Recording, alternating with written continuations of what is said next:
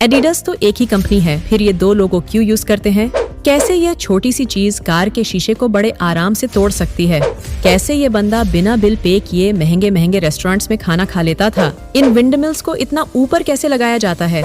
Aeroplane के engine पे ये व्हाइट निशान क्यों बना होता है? ऐसे ही और अमेजिंग चीजों के बारे में जानने के लिए बने रहना वीडियो के एंड तक। और अभी तक चैनल को सब्सक्राइब नहीं किया है तो सब्सक्राइब बटन को दबाकर बेल नोटिफिकेशन को ऑल पर कर लेना।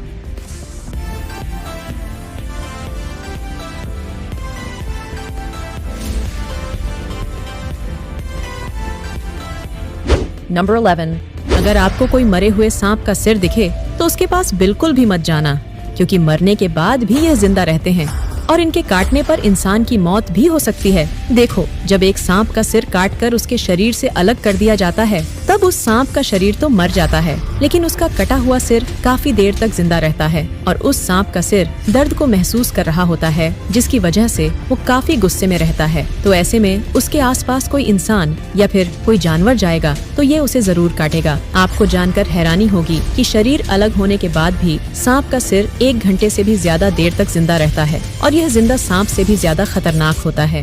नंबर 10, ये है एरोजेल। ये दुनिया का सबसे हल्का सॉलिड मटेरियल है जो कि 99% एयर यानी हवा से बना है और 1% सिलिका होता है। ये सिलिका एरोजेल हवा से भी हल्का होता है और इतना ज्यादा हल्का होता है कि इसे वेट मशीन पर रखने पर भी आप इसके वजन का पता नहीं लगा पाओगे। 1 क्यूबिक सेंटीमीटर एरोजेल का वजन सिर्फ 0.001 ग्राम होता है। ये मटेरियल समुद्र के खारे पानी को पीने लायक पानी में बदल सकता है।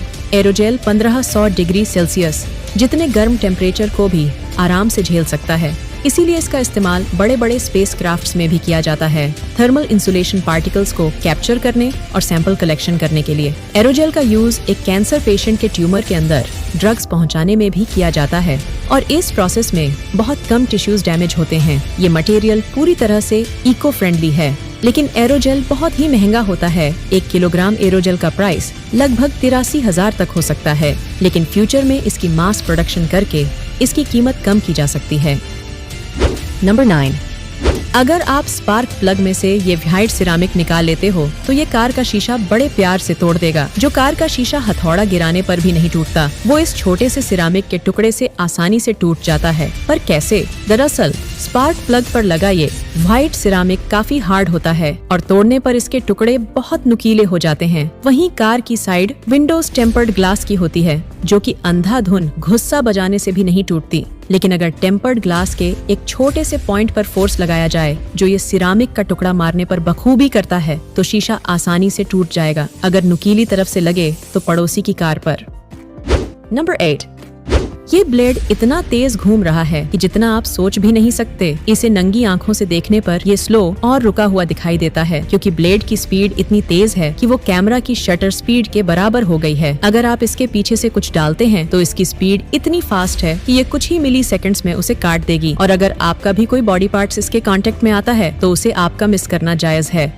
नंबर 7, इस इंसान ने आज तक किसी रेस्टोरेंट का बिल पे नहीं किया है, पर जाता हमेशा ये महंगे रेस्टोरेंट में ही था और वो भी बड़ी बड़ी पार्टियों को लेके। तो आखिर कैसे? दरअसल जब इन लोगों का खाना पीना हो जाता था और जब पेमेंट की बारी आती थी, तब ये इंसान अपनी जेब से एक चेक निकालता और उस पे बिल का अमाउंट भरने लगता। एंड जब वेटर देख ही रहा होता था, तभी यह बंदा उस चेक को पलट के पीछे ड्राइंग बनाने लगता था, क्योंकि यार कोई इंक्लूडिंग वेटर, रेस्टोरेंट का मालिक और वो बड़ी बड़ी पार्टियां सब के सब अच्छे से जानते थे कि कोई बेवकूफ ही होगा जो उस चेक को ड्रॉ करेगा, क्योंकि डाली के हाथ से बनी पेंटिंग उस चेक से ज्यादा कीमती है। मिलिए सल्वाडोर डाली से। ये वही बंदा है जो बर्लिन के मास्क पे भी है, इसीलिए तो। नंबर 6, क्या कभी आपने सोचा है कि जब आप कॉर्न यानी भुट्टा खाते हो तो वो आपके पूप में पूरा ही क्यों निकलता है? मतलब आप उसे पूरा निगलते तो नहीं हो, तो फिर ऐसा क्यों होता है? वेल, कॉर्न के बाहर का शेल एक टफ प्रोटेक्टिव फाइबर से बना होता है और हम ह्यूमंस के पास उसको कम्प्लीटली डाइजेस्ट करने के लिए एंजाइम्स नहीं होते। तो जब हम कॉर्न का अंदर वाला पार्ट डाइजेस्ट कर लेते हैं तो बाहर की लेयर अनटच्ड ही आपके पेट से पास हो जाती है। इसीलिए तो कॉर्न के टुकड़े पूप में साबुत नजर आते हैं। कैसी अपमानजनक बातें कर रहा है लड़का ये। नंबर 5, क्या आपको पता है कि एरोप्लेन के इस जेट इंजन पे ये सफेद निशान क्यों बना होता है? और ये जेट इंजन इतना पावरफुल होता है कि अगर इसके आगे एक इंसान भी आ जाए तो ये उसे एक चींटी की तरह उड़ा सकता है। स्पोर्ट्स कार्स में लगा हुआ इंजन 200 हॉर्स पावर तक का होता है, तो आखिर प्लेन में लगा इंजन कितने हॉर्स पावर का होता है? चलिए जानते हैं। हवाई जहाज का इंजन आगे से ठंडी हवा को खींचता है और पीछे से गर्म हवा को फेंकता है, और ये हवा इतनी गर्म होती है कि कोई भी अगर इसके ज्यादा पास चला जाए तो वो जल भी सकता है। और ये इंजन इतना थ्रस्ट प्रोड्यूस करता है कि अपने सामने आने वाले ट्रक को भी हवा में उड़ा सकता है। वहीं प्लेन में लगाए एक इंजन 40 से 50 हजार हॉर्स पावर जितना पावरफुल होता है। प्लेन के इंजन पे ये निशान भी इसी वजह से लगाया जाता है ताकि प्लेन के आसपास काम करने वाले वर्कर्स को दूर से ही पता चल जाए कि प्लेन का इंजन चल रहा है और उसके पास ना जाए, नहीं तो ये इंजन उसे अपने अंदर खींचकर उसकी चटनी बना देगा। नंबर 4, ये दुनिया का सबसे डार्केस्ट ब्लैक कलर है जिसका नाम मुसो ब्लैक है। ये रंग इतना काला है कि ये लाइट को 99.99% तक अवशोषित कर लेता है। मतलब अगर कोई टेढ़ी मेढ़ी चीज इस कलर से पेंट की जाए तो वो चीज आपको दिखेगी ही नहीं। ऐसा इसलिए क्योंकि ये बाकी कलर्स की तरह लाइट को रिफ्लेक्ट ही नहीं करता, जिसकी वजह से वो चीज हमें दिखाई नहीं देती। अगर आप इस पर दुनिया की सबसे तेज लाइट भी चलाओगे तो उस लाइट को भी ये पूरी तरह से अब्सॉर्ब कर लेगा। जैसा कि आप इस वीडियो में देख सकते हो कि इस पेपर पर 3 अलग अलग ब्लैक कलर्स पेंट किए गए हैं, नॉर्मल ब्लैक, मीडियम ब्लैक और मुसो ब्लैक। इसके बाद जब दुनिया की सबसे तेज फ्लैशलाइट इन पर चलाई गई तो दूसरे ब्लैक कलर्स थोड़े ब्लैक दिख रहे थे, लेकिन मुसो ब्लैक लाइट को बिल्कुल भी रिफ्लेक्ट नहीं कर रहा था। तो अब आप समझ ही सकते हो कि मुसो ब्लैक कलर कितना ज्यादा डार्क होता है। नंबर 3, क्या आप जानते हो कि इतनी बड़ी और विशाल विंडमिल्स को इतना ऊपर कैसे लगाया जाता है? और आखिर 1 मिनट में सिर्फ 10 से 20 बार घूमने वाली यह विंडमिल्स कितनी बिजली बना सकती हैं? चलिए जानते हैं। तो दोस्तों, इतनी भारी भरकम पवन चक्की यानी कि विंडमिल्स आंधी तूफान में तेज घूमने की वजह से टूट ना जाएं, इसीलिए इन्हें ऐसा डिजाइन किया जाता है कि वो धीरे धीरे ही घूमे। आपको जानकर हैरानी होगी कि इसकी एक ब्लेड की लंबाई 400 फीट तक होती है और इन ब्लेड्स को इंस्टॉल करना बहुत मुश्किल काम है। इन्हें साइट तक पहुंचाने के लिए एक स्पेसिफिक टाइप के ट्रक का इस्तेमाल किया जाता है। फिर इन्हें आपस में जोड़ के क्रेन से ऊपर ले जाकर सेट किया जाता है। एक बड़ी पवन चक्की यानी विंड मिल लगभग 3.5 मेगावाट की बिजली जनरेट करने की केपेबल होती है, जो कि 1900 घरों के लिए काफी है। नंबर 2, सोचिए किसी इंसान को लोहे के डिब्बे में बंद करके उसके नीचे आग लगाने पर उसकी कितनी दर्दनाक मौत होगी, और जलने पर बदबू की बजाय महक आए। यही ब्राजीलियन बुल है। दरअसल इसका आविष्कार ऐसे हुआ कि रोम के राजा फिलारिस ने सबसे भयंकर टॉर्चर वाला डिवाइस बनाने का आदेश दिया। फिर पेरिलॉस नामक एक व्यक्ति ने ब्रॉन्ज से बना एक बुल यानी सांड पेश किया। ये सांड अंदर से खोखला था और इसके मुंह के आगे एक ऐसा डिवाइस लगा हुआ था जो कि चिल्लाने की आवाज को सांड के गुर्राने की आवाज में बदल देता था। राजा को इन बातों पर विश्वास नहीं हुआ, इसीलिए उसने सांड की साउंड प्रॉपर्टी चेक करने के लिए पेरिलॉस को अंदर जाके चिल्लाने के लिए कहा। लेकिन जैसे ही पेरिलॉस अंदर गया तो बुल को लॉक कर दिया गया और नीचे आग लगा दी गई।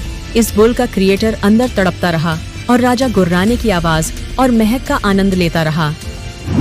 नंबर 1, ये है एडिडास का लोगो और ये भी है एडिडास का लोगो। दोनों ही असली हैं, लेकिन ये दोगलापन क्यों? दरअसल एडिडास की शुरुआत हुई थी 1924 में जर्मनी में by 2 German brothers, Adi Dassler and Rudolf Dassler. Adi घर पे शूज बनाता था और रूडोल्फ उन्हें बेचता था। उनको एक बड़ा ब्रेक मिला 1936 जर्मन ओलंपिक्स में, जब उन्होंने यूएस एथलीट जेसी ओवेंस को प्रेरित किया अपने शूज पहनने के लिए, जिसने फिर 4 गोल्ड मेडल्स जीत लिए। बाद में हो गई दोनों भाइयों में लड़ाई और छोटे भाई एडी ने बनाया एडिडास। उसका ये 3 पत्तियों वाला लोगो एक्चुअली में फुटबॉल्स हैं, जो 1971 में सबसे पहले अपीयर हुआ था। ये रिप्रेजेंट करता है वो 3 कॉन्टिनेंट्स जहां एडिडास अपनी प्रोडक्ट्स को बेचता था, जबकि ये नया लोगो 1991 में आया। आज ये 3 फुटबॉल वाला लोगो एडिडास ओरिजिनल्स की लाइफ एंड कैजुअल प्रोडक्ट्स की लाइन में यूज होता है, जिसके प्रोडक्ट्स जनरली ज्यादा एक्सपेंसिव होते हैं और एथलीट्स के लिए नहीं होते, जबकि ये माउंटेन वाला लोगो ज्यादा अफोर्डेबल और स्पोर्ट्स लाइन में यूज किया जाता है। बाय द वे, एडी के बड़े भाई रूडोल्फ ने एक आइकॉनिक शू ब्रांड बनाया था जिसका नाम है पूमा। तो गाइस, ये थी आज की वीडियो अच्छी लगी तो नीचे वाला सब्सक्राइब बटन को दबा दो ऐसे ही ऑसम वीडियोस देखते रहने के लिए। फिर मिलेंगे नेक्स्ट वीडियो में। Until then, good bye. कैसे इलॉन मस्क का बाप उसका बाप और जीजा दोनों लगता है। एक ऐसा डिवाइस जिससे डॉक्टर्स आपके रग रग से वाकिफ हो जाएंगे। कभी सोचा है कि शेरनी हमेशा अपने बच्चे को गर्दन से ही पकड़कर क्यों उठाती है, और क्या बच्चों को इससे दर्द नहीं होता? जब आप इस चीजों को गूगल पे सर्च करोगे तो मजा ही आ जाएगा। कैसे ये करके आपके अंदर सुपर पावर्स आ सकती हैं और कैसे सिर्फ एक हैमस्टर की मदद से वॉल्वो कंपनी ने करोड़ कमा लिए। जानने के लिए लेफ्ट वाली वीडियो पे क्लिक कीजिए। वीडियो अच्छी लगी तो नीचे वाला सब्सक्राइब बटन को दबा दो ऐसे ही ऑसम वीडियोस देखते रहने के लिए। फिर मिलेंगे नेक्स्ट वीडियो में।